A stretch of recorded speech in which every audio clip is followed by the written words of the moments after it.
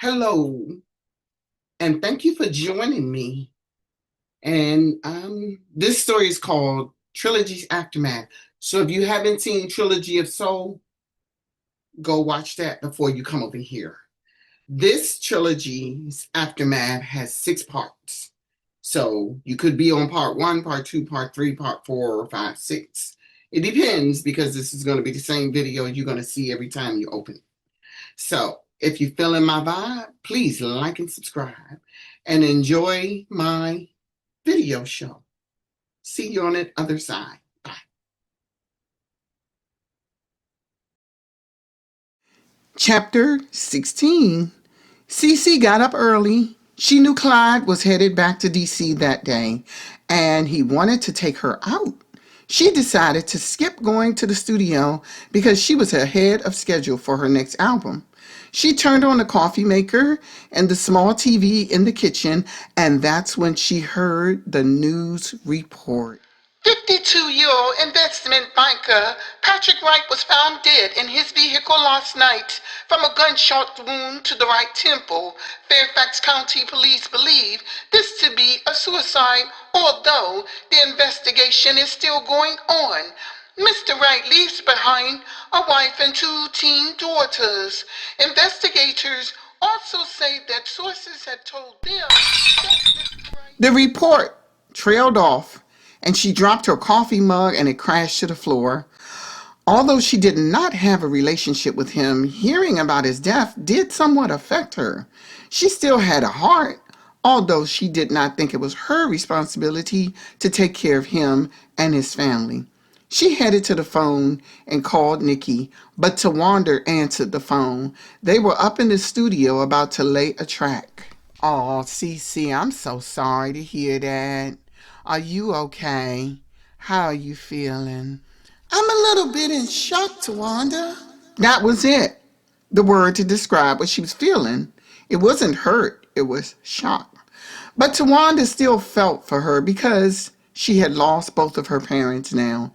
Nokie got on the phone and said, "Hey girl, I just heard. Are you okay?"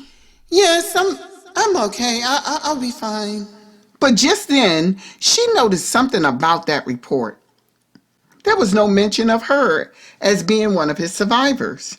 He still had not let the public know about her. She heard the reporter say that he leaves behind a wife and 2 teen daughters. "So do you need us to come over once we finish at the studio?"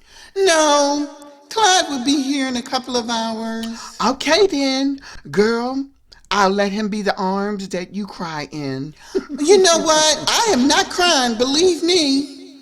But did CeeCee feel a twinge of guilt? Yes. She wondering if she had helped him, if he still would have committed suicide. It was just a natural human inclination to feel that way. Clyde arrived at her house once he was able to go home and shower. "Girl, you look fabulous," he said the minute he saw her. She was wearing a sleek black silk dress, matching heels, and a gold necklace. He embraced her, burying his nose in her hair. "You're so beautiful. "Thank you, Clyde." And, I heard about your father." "Well, he wasn't in my life. But I do wonder if I could have helped." "CeeCee, people make bad decisions. If he was in the habit of making bad decisions, chances are your help would have only put a band-aid over a deeper problem. You don't know what kind of issues he was having that got him to the point of losing his home." "You know what? You're right." He squared his arm, and they headed outside to her waiting limousine. The driver took them to an elegant restaurant in Loudoun County, Virginia. They ordered their wine. Nothing on the menu had a price next to it, of course. That's because the finest and wealthiest dined there. A couple of physicians stopped to say hello as they were on their dates with their wives. "CeeCee, when I said I wanted us to get married, I really meant that." "I believed you, Clyde."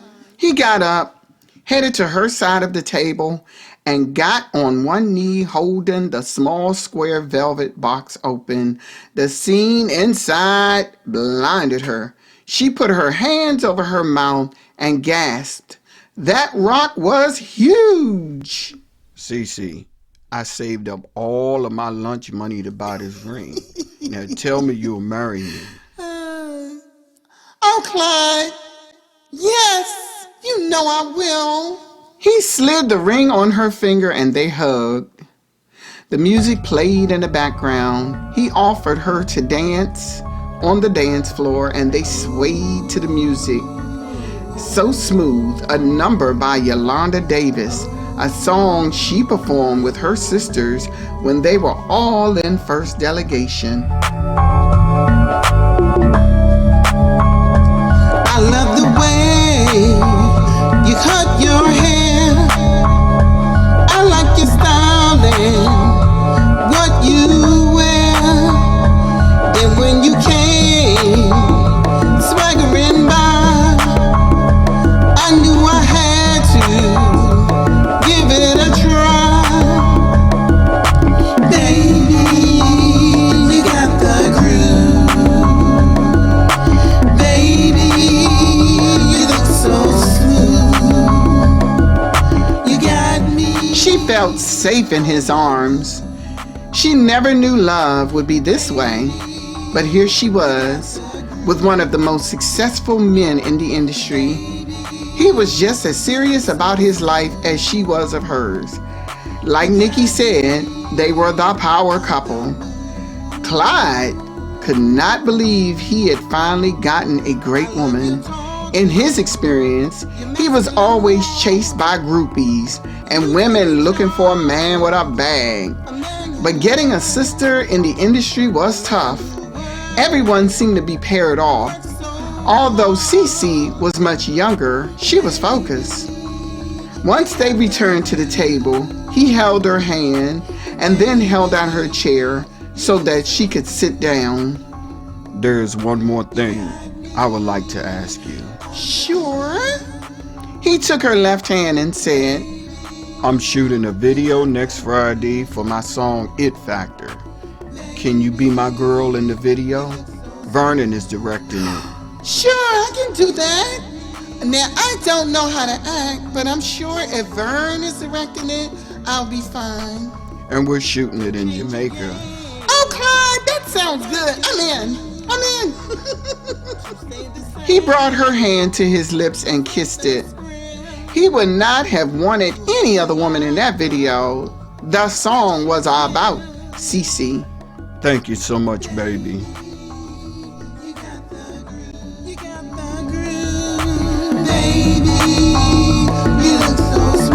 You look so smooth. You got me on the moon, baby. You got the groove, baby. You look so smooth. You got me.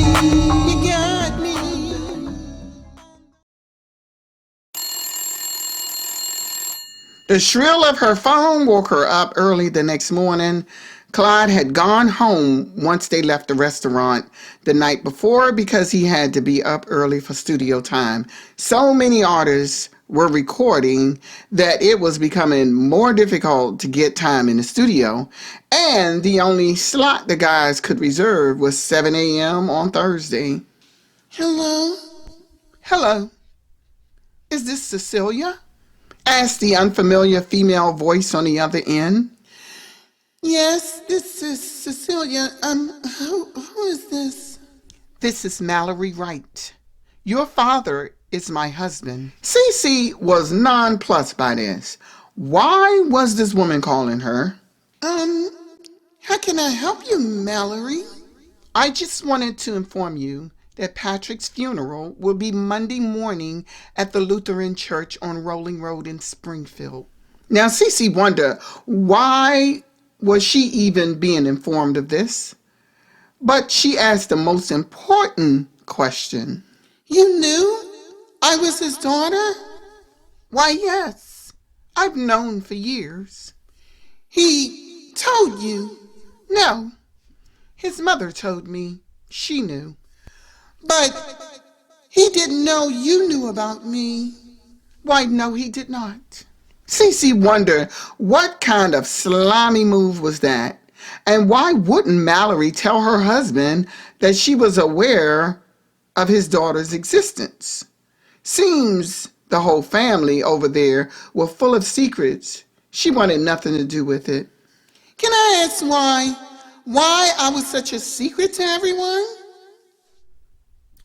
Honestly, I would have never put my husband through that stress. He was well respected in our community and in our church. So this was about appearances, CeeCee thought.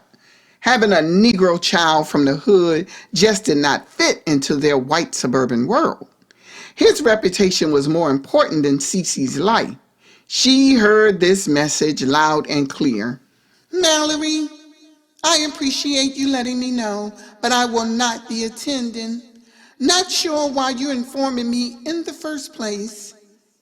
Since this is about your husband's reputation, that should matter to you, dead or alive, right? I was informing you because it was my duty to do so, the woman said before they ended the call. She resigned herself to the fact that this chapter was closed before it was even open. This was a chapter that was not even a part of a book, a larger story that would have had an impact on her life. It was just a few pages of fractured events that benefited no one. Her story did not include him beyond being a sperm donor. What mattered is what happened in her life that had a real effect. Her mother, her friends, her music, her talent, and her man. Nell got an unexpected visitor when he reached the company. He used his proxy card to buzz himself in, and he parked his car in the parking lot. He hopped out and was approached by Bailey. He wondered how this man was able to get behind the fence without a proxy card. Nell rolled his eyes. What are you doing here? Bailey grinned and said, You're not gonna ask me how I got in? Listen, I already told you. I'm not letting you do this to me. You want to lock me up? Here, put the handcuffs on me. That's a guarantee you won't get your money. Nell extended his wrists. His wife had insisted that he not pay the man, stating that when you give a rat a cookie, he will want a glass of milk. Bailey tossed down the toothpick and got serious. Now you listen here. I've waited long enough, almost 6 months in fact. You either pay up or you'll be before a judge again. It was now August 1990. The first time Bailey had approached him, it was late February. He had been able to hold him off because he had been on tour a lot. I know you've made a lot of money by now. And since you held me off for so long, the price just went up to 30 grand. Nell just stared him down. So, with all that said, I need it this Friday. Bailey said before heading to his car, getting in, and driving off.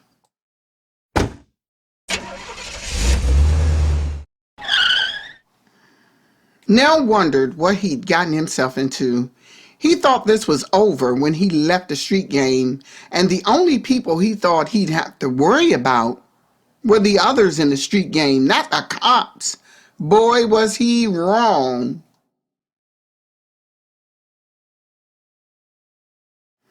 He did not want to make any calls from his car, so once he was inside the building, he headed to Yolanda's office and called his wife. Yolanda and her sisters were on tour until Sunday, so he knew he would be safe. Babe, I know you told me not to give Bailey any money, but I don't think I'll be able to hold him off much longer. Okay, I'll get the money. Say what? Justine, you told me. I know what I said. I'll get the money. Tell him you'll meet him at 429 M Street Southwest tomorrow morning around 10. Why that address, Justine? I will explain later. Nell trusted her. He had to trust her. Justine never let him down. She had even stopped coming in late. She told him she was done with her assignment. He never did confirm what that assignment was, though. Nell could not sleep all night. He lied in bed wide awake, staring up at the ceiling fan. He had called Bailey right after talking to Justine and told him where to meet him. The response he got was, Ha ha ha ha. I see you're smarter than I thought you was. Those words echoed in his mind and made him angry. He hated the idea of someone having that much control over him. He tossed and turned until 8 a.m. when he finally drifted to sleep. But when he woke up, it was an hour later and Justine was in the shower. He looked at the clock on his nightstand. He got up and headed to the bathroom. Justine had just stepped from the shower and had a towel wrapped around her. Justine, you want to tell me what's going on? Why are we meeting this guy and why you decided to change your mind about paying him? Nelson, trust me. You will thank me later. But for now, we need to get this done. After showering, the couple headed across the Potomac and to that address. Bailey was nowhere to be seen.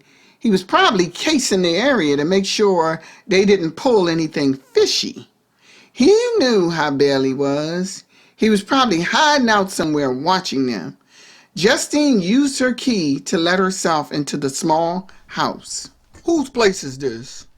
It's no one's place. This is a stakeout house. Oh, so how'd you get a key? A friend of mine. Nelson was tired of all the vague answers she gave him, so he gripped her shoulders, causing her to face him, and he said, Justine, you want to tell me what's really going on here? Relax, Nelson. You are about to find out. She indicated towards the window and said, He just pulled up, Nelson. There was scarce furniture in the place, and a computer sat on the table with 2 chairs at the table. She turned on the computer and said, Get the door, Nelson. He opened the door and Bailey stepped in. Nell led the man to the back to the kitchen. Nell grabbed a duffel bag containing the cash and handed it to him. Wait, Justine said as she held up her hand. Officer Bailey, are you sure you want to do this? That's why I'm here, ain't I? He reached for the bag, but Justine interrupted again and said, Sir, if you take that money, you are going to be sorry. You're going to be sorry if you don't give it to me. Now quit playing these games. I'm tired of wicking around with you two. Bailey had run out of patience, and then she said, Okay, I'm going to let you take that money. But before I do that, I need you to see something. All right, but I'm telling both of you to quit playing these kid games. You hear me? Justine turned on the computer. She removed an A floppy disk from her pocket and inserted it into the drive. Images of him taking bribes and shaking down dealers were on the screen. Bailey then blew up. What the? Uh-oh, see now y'all playing games up in here. Yes, officer, and there is more. Nell was even surprised. He ended up saying, I knew nothing about this. I ain't know nothing about this, Bailey. I swear, this is my first time seeing it too. Yeah, I bet you did. But I'll fix this. He snatched the disc out of the computer and stomped on it until it was destroyed. Nell stood there and watched, Justine calmly watching. He wondered why she wasn't doing anything. So Nell lunged at Bailey, knocking him to the floor. They wrestled until Bailey was able to grab his gun from the back of his waistband and he aimed it at Nell. Nell held up his hands. Okay. Now, I'm going to walk out that door. And none of this ever happened. Bailey said, holding the gun on the couple. He leaned over and grabbed a duffel bag, but Justine said, Okay, you can go. But before you do, take a look out that window. When Bailey looked out the window, several police officers from the district were getting out of their cruisers and headed to the house. One of them kicked the door open. Nell could not believe his wife had the guts to pull this off. By then, he knew exactly what was going on. She'd set Bailey up. Officers then rushed in. Hey, Stanton, I was just about to arrest these two for trafficking drugs. I've been watching them for a long time. Save it, Bailey. We know what's going on. You're under arrest for extortion. You have the right to remain silent. Anything you say can and will be held against you in a court of law. You have a right to an attorney. If you cannot afford an attorney, The police officer cuffed Bailey and started to lead him out of the room. I didn't do anything. It's not that I was getting ready to arrest these. Officer Bailey, you have been doing a lot these days. You have no proof of that. You have no proof of anything. He was so sure of himself. Justine pointed to the hidden camera above the high cabinets in the kitchen. And by the way, I have copies of that disc you destroyed. Oh boy, Bailey. You're going down for a long time, man. Nell said. Justine removed the camera and handed it to the officer. They watched Bailey getting walked to a police cruiser. Are you okay, Justine? Officer Stanton asked. I'm fine, and thanks for allowing me to use this place. Well, it wasn't always easy. My lieutenant sometimes questioned me about it. But Bailey is a scumbag, always have been a scumbag, and now we can finally get him off the force. The couple headed outside to their car. Nell waited until they pulled off before he unloaded a list of questions while he jammed to his own song, Dirty Cop.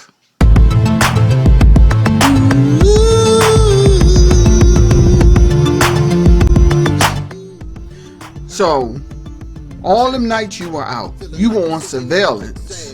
I sure was. I was not going to let him do this to my husband. What did you think I was doing? Huh? Oh, well, I didn't think you were doing anything for real, though. I mean... Yes, you did. You thought I was out with another dude. Tell the truth. No, I didn't, Justine. I actually didn't. You know you did. You can admit it. You're a little insecure. Well, I know you wasn't out with some dude, because I know I come correctly when it comes to making love to you. So, you know you can't get it anywhere else like you can get it from me. Okay, keep telling yourself that, Negro. After they returned to Virginia, he took her to a jewelry store and bought her an expensive diamond necklace. I know you have lots of jewelry, baby, but you deserve this. You did a lot for me. I mean, going out on a limb like that. Oh, now I love you too. I love you so much. Okay, so no cooking for you tonight. Let's go out to dinner. Your choice. Not about to get paid. Not a fake girl follower wannabe. Going about my day to day, making sure the cops stay in front of me. So test me, but you best be taking flight. Check. Testing, check. Testing, check. Testing, check. Testing.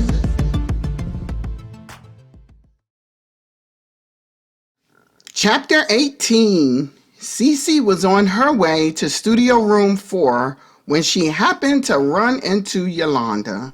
Hey, CeeCee, how you been? Haven't seen you in a while.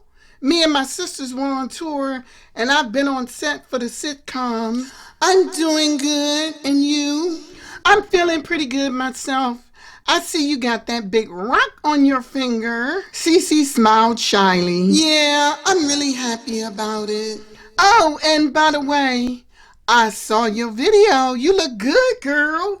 You and Clyde look good together. Oh, thank you so much, Yolanda.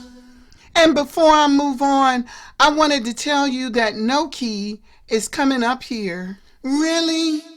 Do you know why? Well, she wants to sign on to the label again. She's going before the board today. CeeCee figured that if Norman gave her a chance to go before the board, he must have seen something in her that warranted giving her that chance. Oh, wow. I didn't know that. Well, I just wanted you to know in case you happen to run into her, you wouldn't be surprised. I am still not feeling what she did to you. That was grimy. Yeah, I've forgiven her, but I still don't trust her. There you go, CeeCee.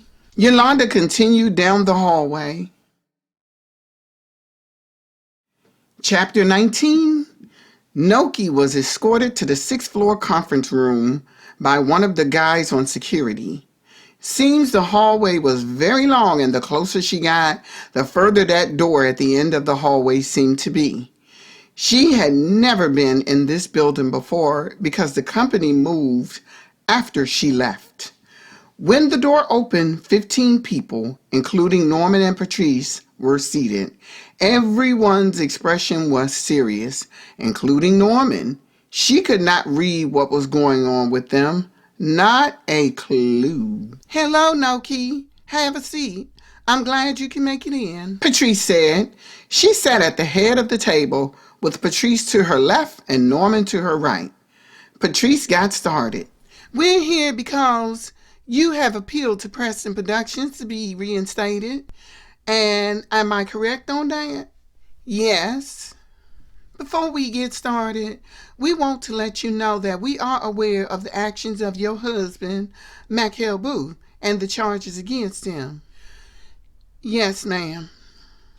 Now, do you know if these charges against him warranted any actions on his part? Norman asked. I do not. The feds showed up at our home one night, raided the place, and I learned later he was arrested. When you say that you did not know about your husband's activities, do you mean to say that you had absolutely no idea of any illegal activities on his part? One woman asked. Well, I still don't know. I know he had his own business. And what business would that be? Patrice asked. Well, he sold subscriptions. First he started out selling them through a newsletter, and then last year he started selling them online. For what type of publications would that be? It was a fashion magazine. The room fell silent while some of the board members took notes. She could feel Patrice's hazel eyes beaming through her. Do you happen to have any samples of this magazine that you are referring to, Nokie? Well, no, I don't. I was locked out of my house the night the raid happened, and I couldn't return. Everything has been auctioned off, or it's being auctioned off. So, no, I don't have access to none of the stuff that was in the house. What was the name of this magazine you're referring to? Nokie had to think quick. She did not expect questions like these. It felt like she was under a microscope. She quickly said, it was called Hers. You mean, hers like Hers? One of the men asked. Yes. Now, have you ever seen any financial reports from the sale of this magazine to subscribers? One woman asked. No. Michael didn't allow me to be a part of his business. I just took care of the kids like a dutiful wife. What would be your version of a dutiful wife, Nokie? A wife that supports her husband, makes the house a home, and takes care of the children. So, would it be a wife's duty to understand her husband's business in case something happened to him, like in case of death, maybe, or what your husband is going through? I guess it would be, but Michael did not allow me to handle anything. Norman stared at her without saying anything. Nokie, we also want to move on and address an activity you were involved in with CeeCee, where the two of you posed nude in an underground magazine called Girls, Girls, Girls. Can you tell us about that and what led to it? That question was a bomb dropping from Patrice. Nokie did not see any of this coming.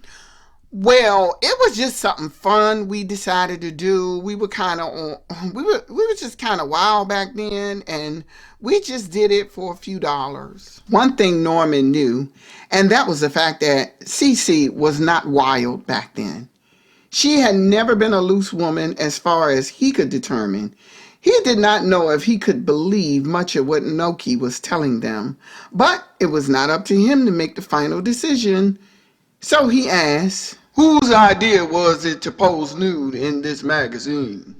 Mr. Preston, I really can't say I remember back then. That was so long ago.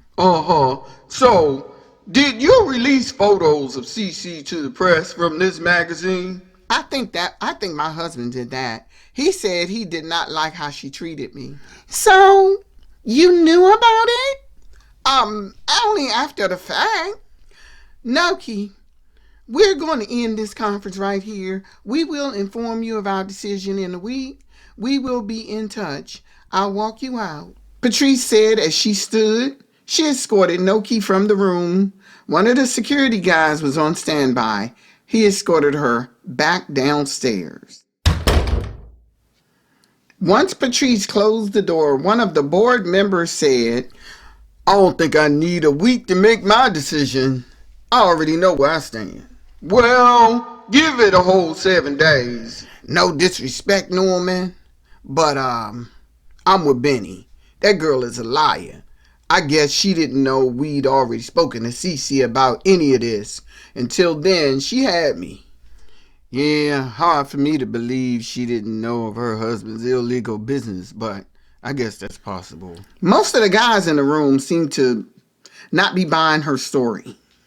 Well, don't decide just yet. Let's all be fair. All right? The meeting is adjourned, Norman said.